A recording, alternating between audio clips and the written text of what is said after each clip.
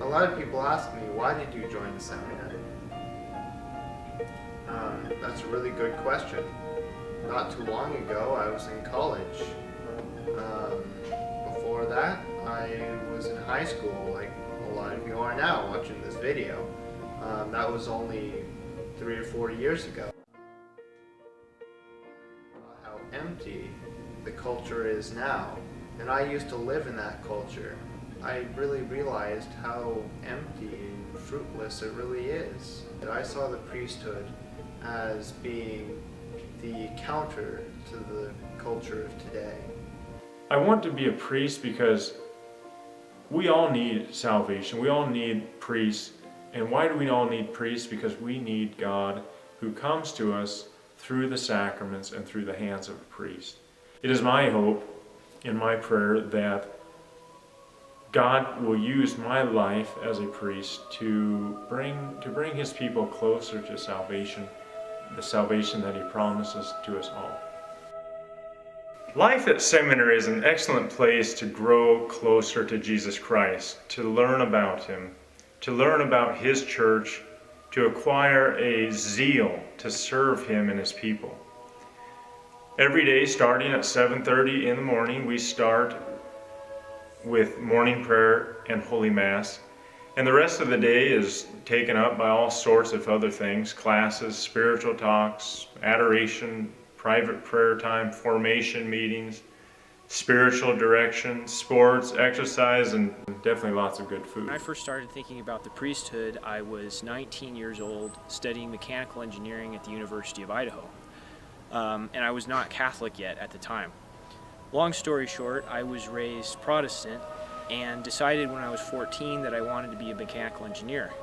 Well, when I got to college, I had been looking around at different Protestant churches and stumbled upon a class on Catholicism. I started taking this class and I loved it. It was excellent. And a few months into the class, the campus minister who was teaching it came up to me and said, "Would you like to become Catholic?" And I was initially kind of caught off guard, but then I learned later that I was in RCIA. When I thought for the first time and literally in my life about being a priest, I became more excited than I had ever been before. I felt like I was bursting with energy, like I could take off from the ground and fly or something like that. The priest is not alone in this wonderful encounter with God, but rather the priest is called to build a bridge between God and man.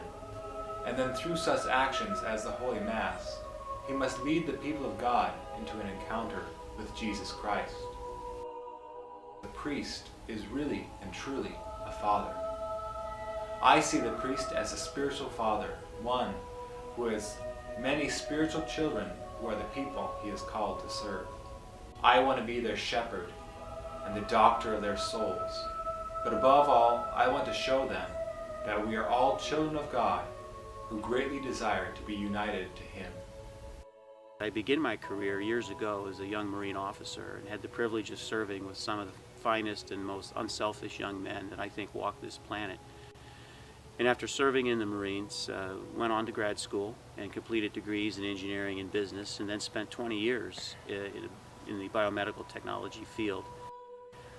I was married for 14 years to the most incredible, generous, loving woman you could imagine, but I lost my wife Jackie to cancer a few years ago.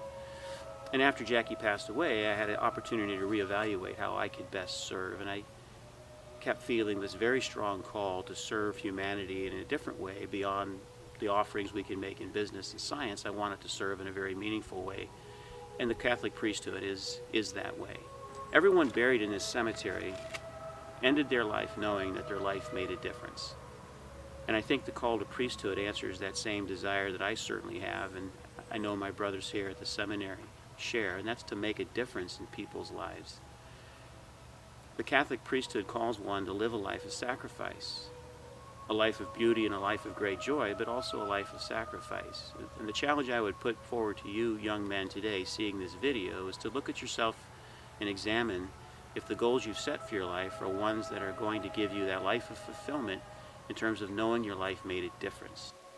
I remember standing in the kitchen of my girlfriend's house after about 3 years of dating, and I looked at her mother and I asked her, And do you think I'm becoming too religious these days?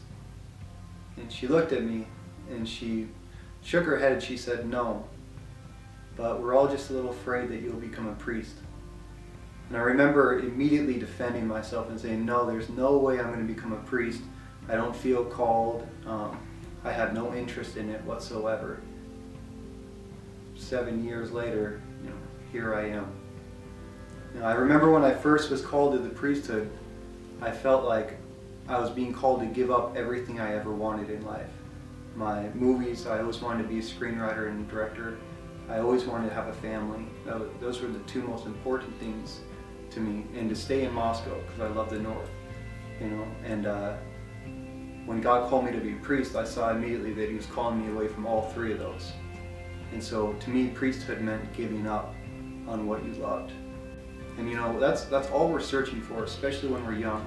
We're subconsciously always asking ourselves, what's going to give me the most love in my life? Because we're made for only to love and to be loved. And everything we do always has those two dynamics within them. And it's funny because when we're younger, we search for that love in our Father. And then a lot of us come from broken homes, so then we look for that affirmation from our friends. We're going from group to group, trying to get accepted and trying to be a part of the crowd. And then we get a little older and we look for that affirmation, that love in a woman. And life just kind of goes on from there. But the priesthood is essentially about being called to a higher love. And that's exactly why I'm in seminary now. For no other reason but to take this love that I've received and to study everything I can, from philosophy, theology, to human arts, only so that I can communicate that message, that there is a higher love out there waiting for us. And that's why I invite you to come here too, to get a taste of that, because there's no greater life than what we live.